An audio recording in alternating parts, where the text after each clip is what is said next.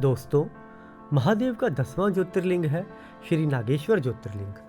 पुराणों में इस ज्योतिर्लिंग की कथा दारुका नामक राक्षसी और सुप्रिय भक्त से संबंधित है। पश्चिमी समुद्र के किनारे सभी प्रकार की संप्रदायों से भरपूर एक वन था, जिसमें दारुका नामक एक प्रसिद्ध राक्षसी अपने पति राक्षस दारुक के साथ निवास करती थी।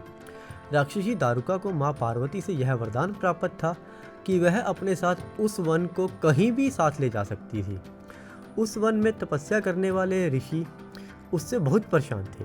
उसका पति दारुक प्रसिद्ध धर्मनाशक राक्षस था। वह यज्ञ आदि शुभ कर्मों को नष्ट करता हुआ संत महात्माओं का संहार करता था। दारुका जहाँ भी जाती थी, वृक्षों तथा विविध उपकरणों से सुसज्जित वह वन भूमि अपने साथ ले जाती थी। महादेवी पार्वती ने उस वन की देखभाल का दायित्व दारुका को ही सौंपा था, जो उनके वरदान के प्रभाव से उसके पास ही रहता था। उससे पीड़ित आम जनता ने महर्षि और्व के पास जाकर अपना कष्ट सुनाया।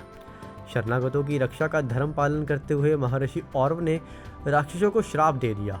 उन्होंने कहा कि जो राक्षस इस पृथ्वी पर प्राणियों से हिंसा और यज्ञों का विनाश करेगा, उसी समय वह अपने प्राणों से हाथ धो बैठेगा। महर्षि और्व द्वारा दिए गए श्राप की सूचना देवताओं को मिली, तब वे दुराचारी राक्षसों का नाश करने वन में आ गए। राक्षसों पर भारी संकट आ गया। वे सोचने लगे कि यदि वे युद्ध में देवताओं को मारते हैं तो श्राप के कारण स्वयं मर जाएंगे, और यदि उन्हें नहीं मारते हैं तो पराजित होकर स्वयं भूखे मर जाएंगे। उस समय दारुका ने राक्षसों को सहारा दिया और माँ पार्वती के वरदान का प्रयोग करते हुए संपूर्ण वन को लेकर समुद्र में जा बसी। इस प्रकार राक्षसों ने धरती को छोड़ दिया और निर्भयतापूर्वक समुद्र में निवास करते हुए वहाँ भी प्राणियों को सताने लगे।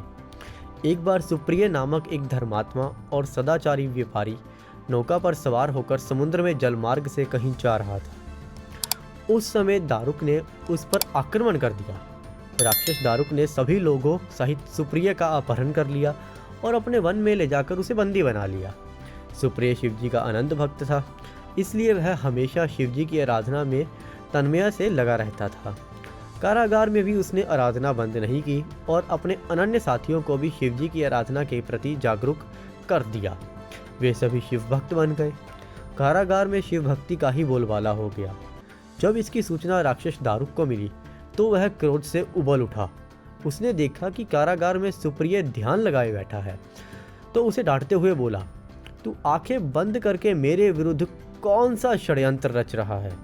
वह जोर जोर से चिल्लाता हुआ धमका रहा था। इसका सुप्रिय पर कुछ भी प्रभाव ना पड़ा। घमंडी राक्षस दारुक ने अपने अनुचरों को आदेश दिया कि इस शिव भक्त को मार डालो।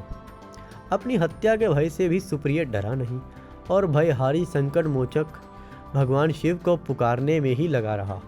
देव, आप ही हमारे सर्वस्व हैं। आप ही हमारे जीवन और प्राणों के रक्षक हैं। इस प्रकार सुप्रिय की आराधना को सुनकर स्वयं भगवान शिव वहां प्रकट हो गए।